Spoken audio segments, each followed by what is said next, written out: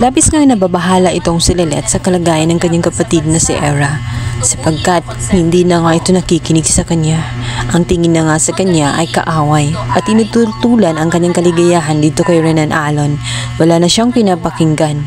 Tanging si Alon na lang ang kanyang pinapakinggan.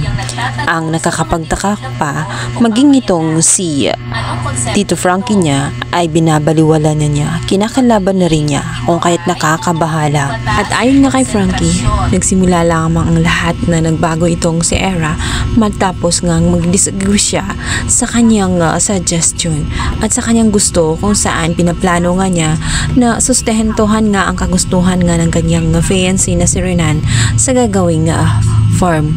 Hindi niya ito gusto dahil lubhang nakakabahala. Lalo na, hindi nagawa ang suggestion niya na gumawa nga ng prenup agreement. Nang sa ganun walang hindi magkakaroon ng issue. Hindi niya sinunod ang payo nga ni Frankie kung kaya't lubhang nakakabahala ang ginawa nga ni Era na basta na lamang siya nagtiwala dito kay Renan. Tuloy nga siyang binulag ng kanyang pag-ibig dito kay Renan. Binasura niya ang dokumento kung saan dapat ay pipirmahan. Naging panatag siya na mahal siya nitong si Renan. Kaya naman delikado sa kanya, lalo't alam niya ang kanyang ginagawa.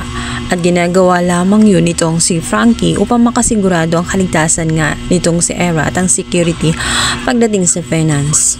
Kaya naman itong si Lilette ay napaisip at dito niya na-conclude na tama ang mungkahi nga nitong si Court na kailangan na nga niyang mag-file ng case, judicial case dito sa kanyang kapatid bago pa man tuluyang mahuthut ni Renan ang pag-aari ng kanilang yumaong ina. Nabagman sa kalooban ni Lilette na gawin ang bagay na yon, ngunit wala na siyang option, hindi na siya pinapakinggan nitong si Era.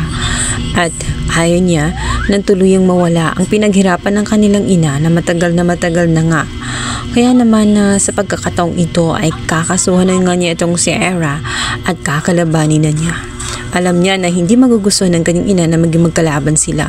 Ngunit yun na lang ang pinakatanging paraan nang sa ganun masalba ang pag-aari ng kanyang ina nang hindi tuluyang maubos at mapunta nga sa ibang tao. Kagaya na lamang ng kaso nga nitong si Mia, kung saan ang kanilang panganay na kapatid ay naging gahaman. Hindi iniisip na ang mana na dapat ay hahatiin sa magkakapatid, kung saan nagiging sakim ito at gustong sa kanya lang porke sa kanya nakapangalan.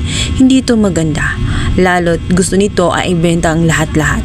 Naaapakan ang karapatan ng kapatid niyang si Mia, kung kaya't kahit labag sa kanyang kalooban na kalabanin ang kanyang kuya ay hindi niya hahayaan na mangyari ang gusto nito dahil ayaw niya na mawala ang legacy ng kanyang ina. Kaya naman naiintindihan na ngayon ni Lilette ang side nga nitong si Mia, kung saan wala siyang choice kundi kalabanin nga ang kanyang kuya alang-alang sa karapatan na kanyang pinapangarap na gustong matamasa. Dahil parehas naman silang anak, ganun din ang kanyang sitwasyon ngayon kay Era at hindi ito maganda sapagkat isang ibang tao ang nagsusulsul dito at gustong makinabang sa pinaghirapan nga ng kanilang ina at maging siya ay naaapakan na rin at nawawalan na ng karapatan sapagkat hindi siya pinapakinggan ng kanyang kapatid. Kaya yun na lang ang tanging paraan.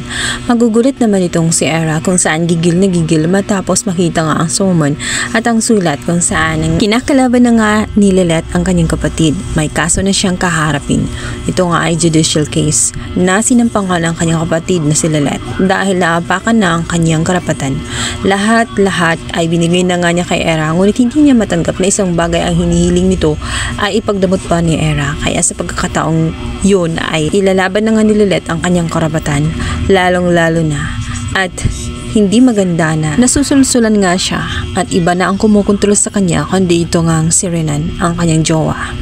Kaya naman nalalagay sa alanganin ang seguridad ng mga mana na iniwan ng kanilang mga magulang. Wala na kasi siyang pakialam sa kanyang kapatid na si Lilette.